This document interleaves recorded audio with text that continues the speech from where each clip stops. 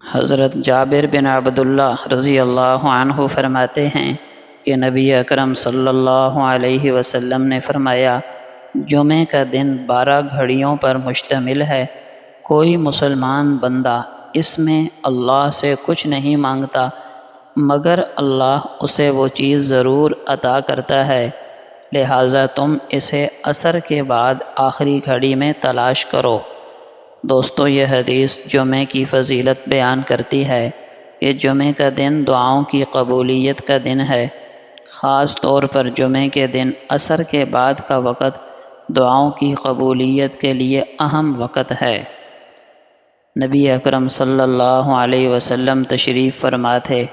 ایک شخص آیا، اس نے نماز پڑھی، پھر اس نے دعا کی اور دعا میں یوں کہا، اے اللہ مجھے بخش دے، اے اللہ مجھ پر رحم فرما۔ تو نبی اکرم صلی اللہ علیہ وسلم نے فرمایا، اے نماز پڑھنے والے، تم نے جلدی کر دی۔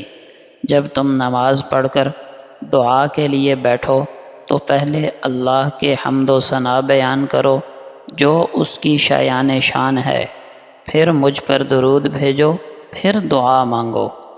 اس کے بعد ایک اور شخص آیا، اس نے بھی نماز پڑھی، پھر اللہ کی حمد و ثنا بیان کی اور نبی صلی اللہ علیہ وسلم پر درود بھیجا تو آپ صلی اللہ علیہ وسلم نے اس سے فرمایا، اے نماز پڑھنے والے، اب دعا کرو، تمہاری دعا قبول کی جائے گی۔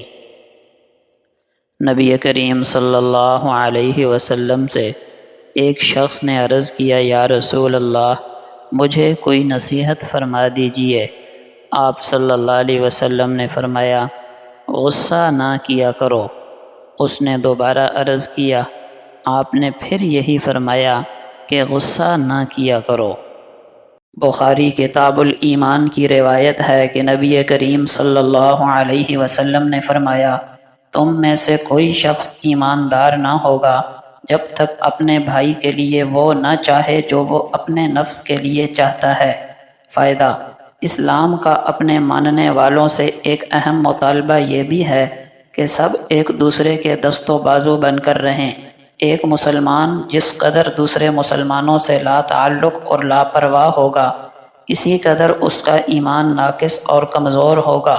جس طرح ہم یہ چاہتے ہیں کہ کوئی ہمیں سر عام رسوا نہ کرے، ہمارے عیبوں کو سب کے سامنے نہ اچھالے، ہماری غیر موجودگی میں ہماری برائیاں نہ کرے، تو ہمیں بھی چاہیے کہ دوسروں کے ساتھ ایسا ہی رویہ رکھیں۔ نبی کریم صلی اللہ علیہ وسلم نے فرمایا، تم میں سے بہتر وہ شخص ہے جس سے نیکی کی توقع ہو اور برائی کے بارے میں اطمینان ہو کہ نہیں کرے گا، اور بدتر شخص وہ ہے جس سے نہ نیکی کی توقع ہو اور نہ برائی نہ کرنے کے بارے میں اطمینان ہو۔ ایمان 2 نصف ہیں، نصف صبر اور نصف شکر۔ صبر ایمان سے ایسا ملا ہوا ہے جیسے سر جسم سے۔